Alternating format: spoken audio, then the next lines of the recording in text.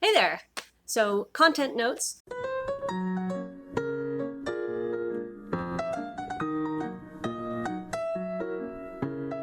Black history is white history. I'm going to develop that as I go along, but there's basically three reasons why I'm making that argument. The first reason is that the histories of Black people also have white people in them. So even if I want to divide it up into categories, I should be paying attention to that as my own history. The second reason is that the histories that are ostensibly all about white people have Black people in them.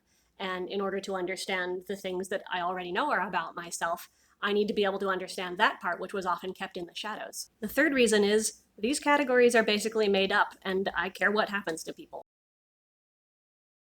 So, to begin with, let's talk about Frederick Douglass. Frederick Douglass was an author, an orator, a preacher, an activist, an abolitionist, a women's suffragist, and one of my personal heroes. He was born into slavery. He basically compelled the universe to teach him how to read, and he escaped into freedom in 1838 at the age of 20, whereupon he devoted the rest of his life to seeking liberation for all other people around him, not just those who were still enslaved, but following emancipation, those who were still in dire circumstances, whether as Black people or as women who were seeking the vote.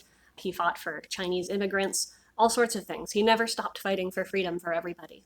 He also had an absolutely beautiful turn of phrase. And this talent enabled him to communicate to white people who didn't quite get the idea of why slavery was such a bad thing. Remember, at the time, there was a lot of economic incentive to try to persuade white people that the slaves were happy on the plantations. Look at them, they sing all day. I'm going to get back to that. He attended abolitionist meetings and felt impressed to stand up and talk about what he himself had experienced and the reality and the brutality of it. The people at the meetings were very moved by his words, and they asked him to write a book. So he did. He, in fact, wrote 3 different autobiographies throughout his life at various levels of detail and for different audiences. The political landscape he was writing in changed quite a bit throughout his life. From his first autobiography, which is the one I'm mostly going to talk about, Narrative of the Life of Frederick Douglass, which came out, I believe, in 1845, well before abolition of slavery, until he was writing, several decades after the Emancipation Proclamation. And there are distinct differences in how much detail he could go into on his experiences, specifically on the matter of his escape. Because if he had explained in 1845 exactly how he escaped from slavery, other people wouldn't have been able to do it. Being as they are from the 1800s, all of these books are in the public domain. I'm going to provide a link to the Wikisource page on Frederick Douglass so that you can read his writings. There are some incredible things there. Not only all of his books, but also some of his other amazing writings and speeches. His Independence Day speech, What to the Slave is the 4th of July, which is incredible. There's a video of his descendants reading it out loud, actually, from last year. I'm going to link to that too. There's a letter that he wrote to his former master, which will blow your mind. And in the 1880s, he finally gives his explanation of how he escaped. Now, this book in particular is dear to my heart. I read it in college the first time, and I come back to it every few years. It's very short, and I would recommend that almost everybody read it. The reason I say almost everybody is that it is quite violent, and it will hurt your feelings. If you are in a state of mental health where that could be damaging to you, you need to proceed with caution. Maybe have somebody who knows you really well wade into it for you and help to guide you about it. Maybe just gauge how you feel and get to it at a time that is appropriate for you. If you are of African American descent, can't even comment. You probably already know what's going on here. For the rest of us, I consider this essential reading. It's not just the harrowing details about brutality, but Frederick Douglass was also an incredibly empathetic person, and he has some stunning insights into the minds of the white people around him who believed that they were good people and how they were able to believe that while still doing and supporting the things that they did. And even now, those insights are relevant for us. I mentioned periodically on here that I'm pretty religious, and it's not a religion channel, but that's an important, relevant fact about me and about how I feel these things. And I take really seriously the scriptural instruction to weep with those that weep, or mourn with those that mourn. If that's all you can get out of this, that to me is a good and important task to do. Out of the stories that Mr. Douglass tells about his life in this book, there are 3 particular ones that I find myself coming back to a lot. In the first of those, he describes the slaves coming up from the lower parts of the plantation up to the great house, and how they would sing as they walked along. And he explains that one of the things that has confused him about living in the North is the propaganda that the slaves like to be on the plantation, and the evidence that they're happy is the fact that they're singing. He says that if he could do one thing to really impress upon people the dehumanizing character of slavery, it would be to allow them to actually hear what those songs sounded like. Because in his childhood heart, it was the first thing that clued him into the fact that something really, really bad was happening to him and his family. He says that in his experience, enslaved people sing the most when they're the most unhappy. And that because of that, even as an adult, the idea of singing for joy and the idea of weeping for joy are equally foreign to him. Now, here are two things about me. One, I was a choir kid, extremely hardcore from middle school all the way up through college. And two, I am not that old. I'm 30 mumble. In all those years that I was singing in choirs, there was almost always some kind of spiritual in our program. And I have had the experience of holding in my hand a piece of sheet music where on the back they had printed a catalog of all of the different pieces that you could buy from this publishing company. And one of the pieces had the title, My Little Pickaninny. Now, I grew up in Oregon, which, for very embarrassing historical reasons, is about as white as a place can get. And I think a lot of us pat ourselves on the back for being so super not racist because we don't have any actual obvious negative feelings toward people of other skin colors. I think that we mostly just haven't been challenged on that. There hasn't been an economic incentive for us to oppress Black people in Oregon, so one of the temptations that we experience and that I certainly fell into as a teen was to think of ourselves as being just better than everyone else in the country. But even then, I still always felt a little bit weird about singing these spirituals. I felt weird when I saw other people's choirs singing them. So this story really hit me where I live. And this is going to come up many times throughout this video and probably throughout every video I make. But I think the question of whether to cancel something or stop doing it or stop enjoying it is the least interesting question that you can ask about this stuff. So I'm not going to deal with that right now. I am not the boss of the world. I'm telling you a fact about myself, which is that I always felt weird about that, and I feel weirder about it now.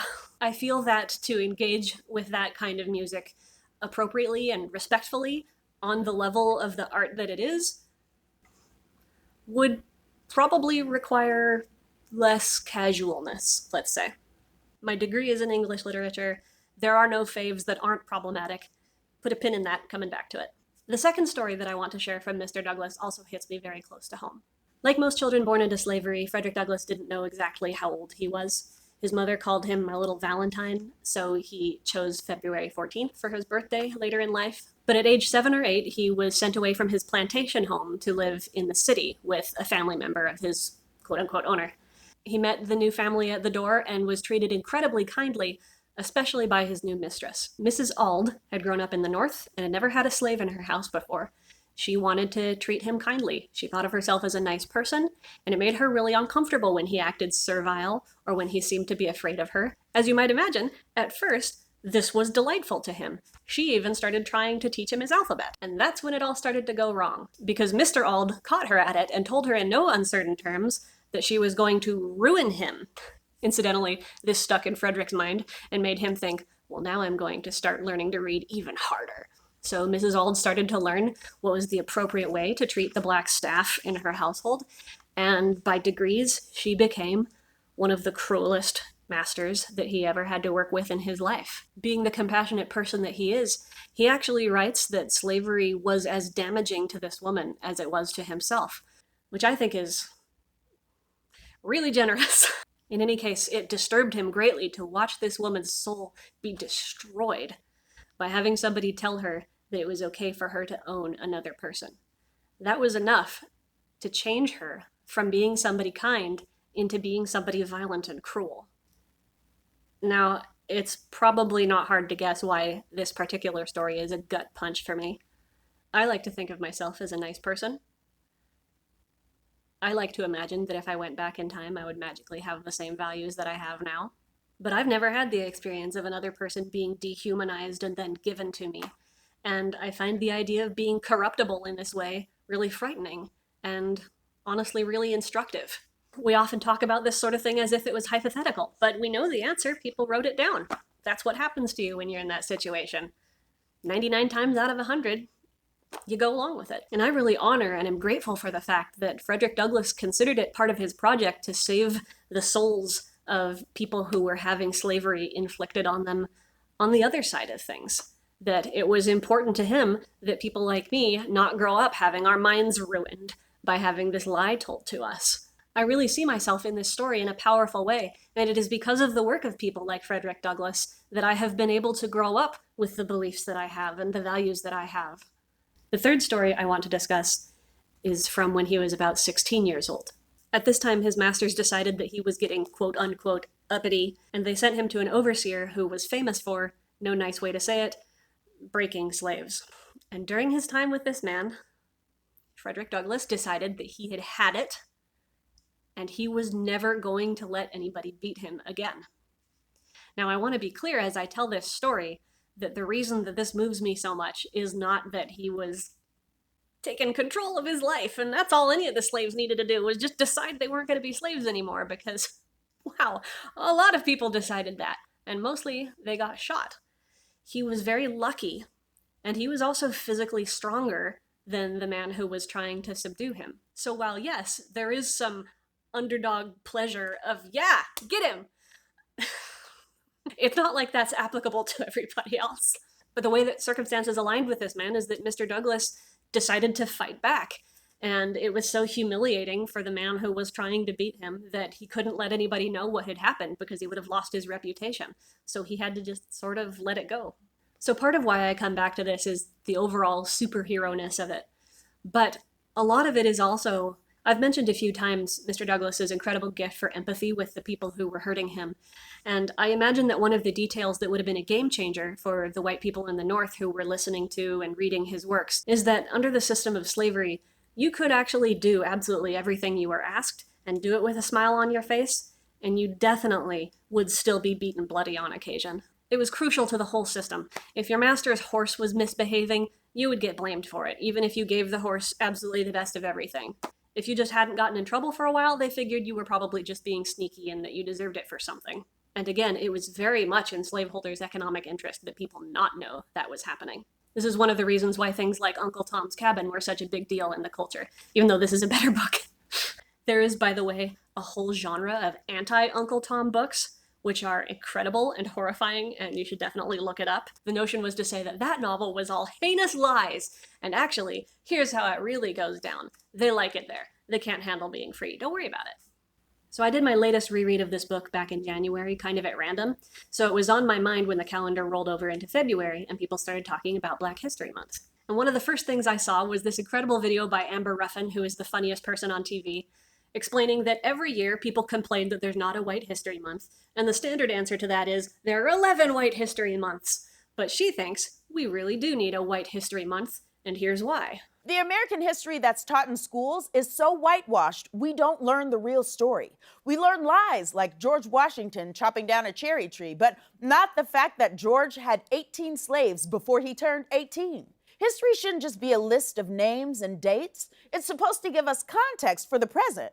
How can we learn about Harriet Tubman and Frederick Douglass and MLK's response to inequality without understanding the true history of the country that enshrined that inequality into law? Why don't we all know this? Because while Southern men were busy forming the KKK, Southern women were busy forming a fun club called the United Daughters of the Confederacy.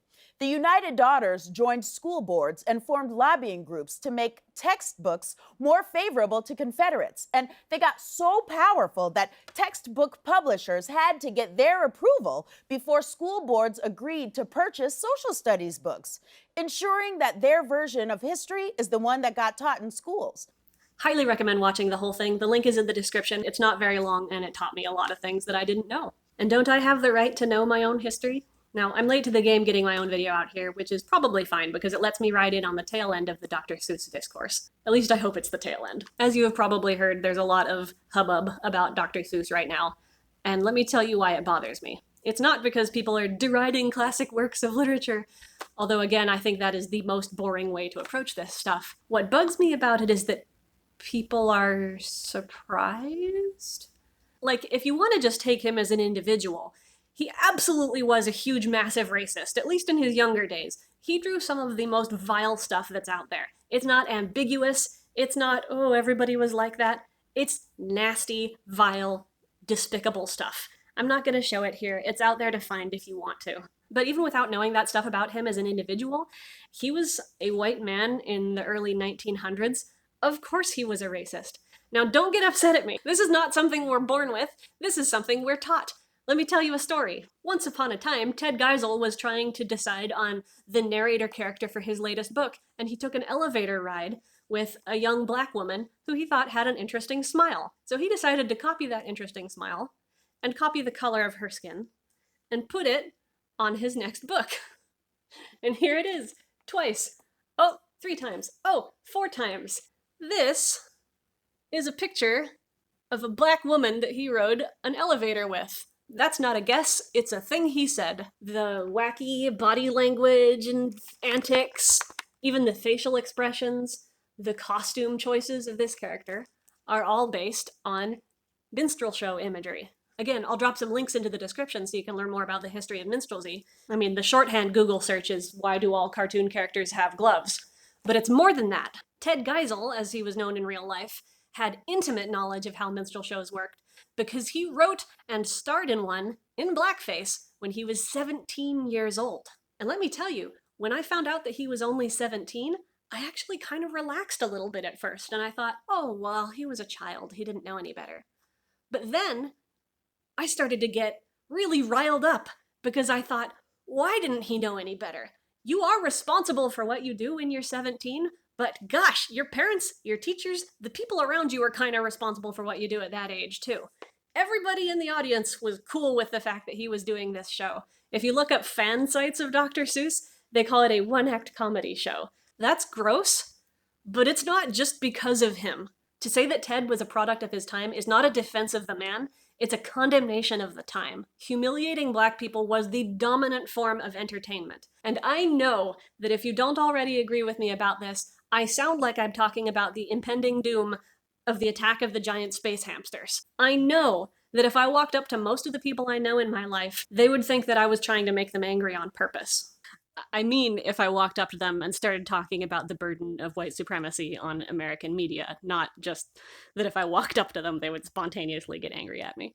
And all I can say to that is, this is why we need Black History Month. This is why Black history is white history. Now, I am pretty grossed out by learning that this is a book about, a dark-skinned person who comes in and messes everything up for the nice white children. My reaction to that personally is not to throw it in the trash can, although I respect it if that's your decision. My response is that it's going onto the grown-up shelf instead of the kids' shelf. Your mileage may vary. As I said earlier about Frederick Douglass's book, no doubt the more important part is the physical freedom and liberty of the people who were enslaved, but the spiritual freedom and liberty of the people doing the oppressing is also pretty important. What a crime was committed against this little boy whose works were going to be seen when he grew up by millions of people around the world. What a crime that there was racism so invisible to him that even though all he wanted to do was entertain and teach children, it would still be the case that 6 of his books would have to be pulled off of shelves because they harmed people. It is not productive. In fact, it is counterproductive to worry about individual racist people from the past, because we'll never get done with it. It's a waste of time. We need to address the entire system. We need to be able to look squarely at the fact that this was a systemic problem. It was everywhere. I grew up watching Looney Tunes. All of those songs, other than the classical music, are minstrel songs. I am mad to learn that everything that was in a sing-along of classic American folk music when I was a kid was originally written for the purpose of humiliating and economically exploiting black people. That's crazy! Why did nobody teach me that? Before I get off the subject of Ted Geisel, let me bring these two concepts together. I don't have a copy of Horton Hears a Who to wave around, but that's the one. A lot of people like to say that Horton Hears a Who is an apology for how Dr. Seuss depicted Japanese people in his early cartoons. I find that unpersuasive because there is no evidence that he ever apologized or said anything about that. It certainly is a story that on the surface seems to argue for tolerance and for stepping in and not letting the bully crush the little guy. That's nice. But as others have pointed out, links in the description, this metaphor is kind of weird if you think about it. Like in the story, Horton is an elephant. He's very large. He, of course, would represent the United States strong and mighty.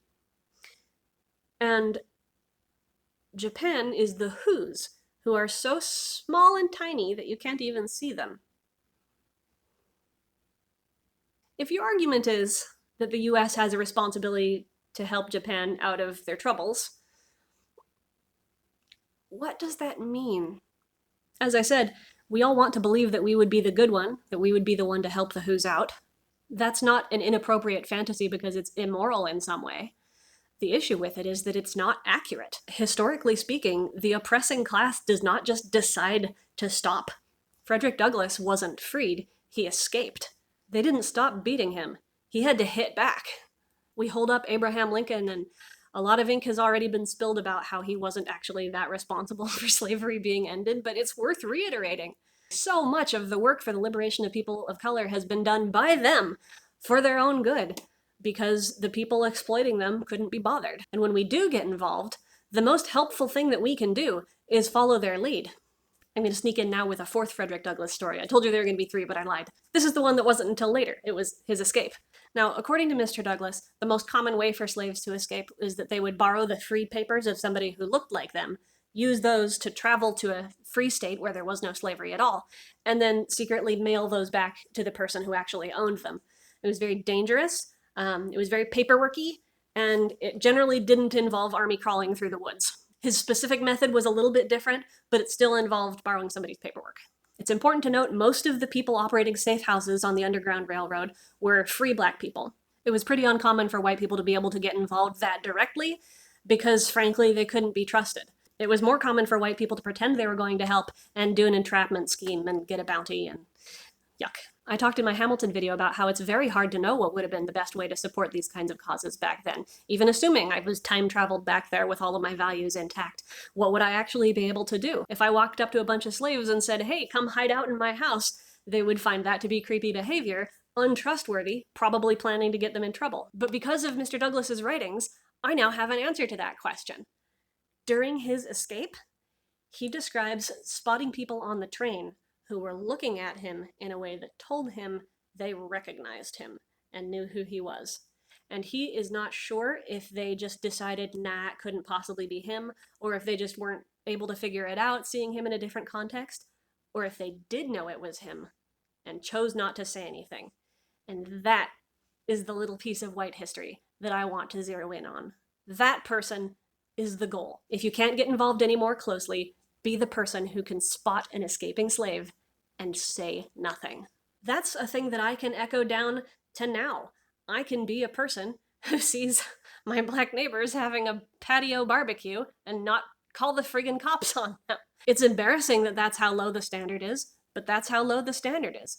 Now extrapolate it further. Imagine that the person seeing him on the train didn't always feel this way. Maybe they have a friend who's an abolitionist who has been debating with them around the parlor fire, and when it came down to it, they knew enough that they decided not to do anything about this runaway slave. Extrapolate it beyond that. Who are the friends of that abolitionist who helped them? Who are their parents? What are the cultural forces that allow somebody to be any kind of an ally in this fight?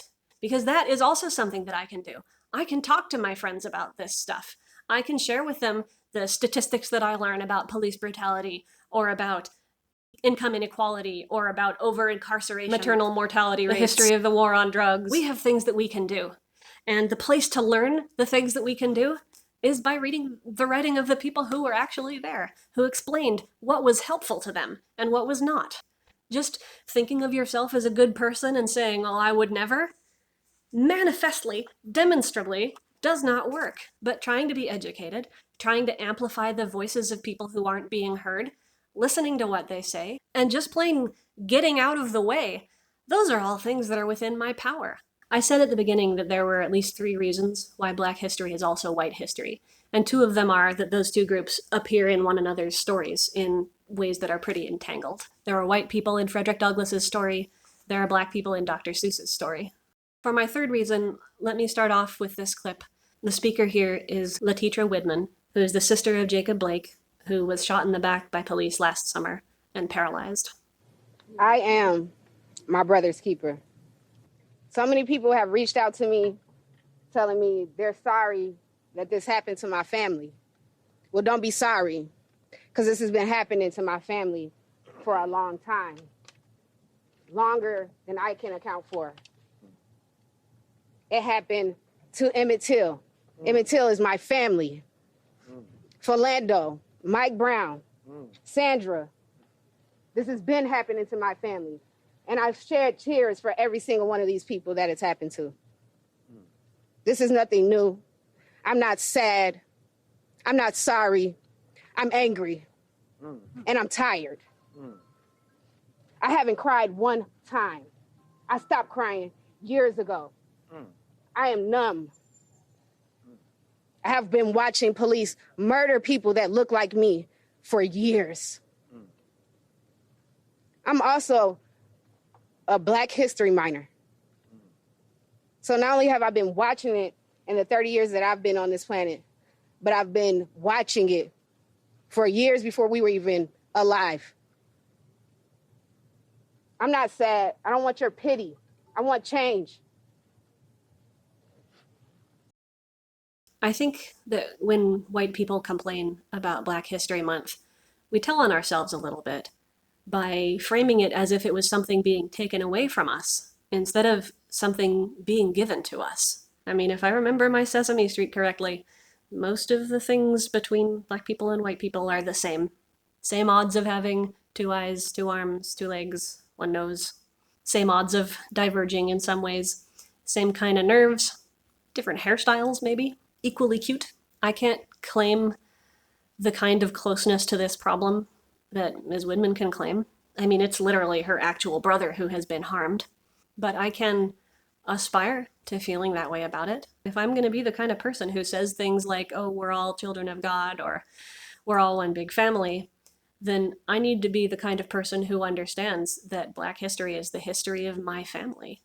And Jacob Blake is my family, and Philando Castile is my family, and Sandro is my family, and George Floyd is my family. I've had the phrase white guilt thrown at me in the past, which I don't find relevant or useful. I don't feel guilty about things other people did. I feel angry. I feel mad that some of my brothers and sisters harmed some of my other brothers and sisters. I feel a desire to get between them and run interference. We are not separate types of creatures. We know that.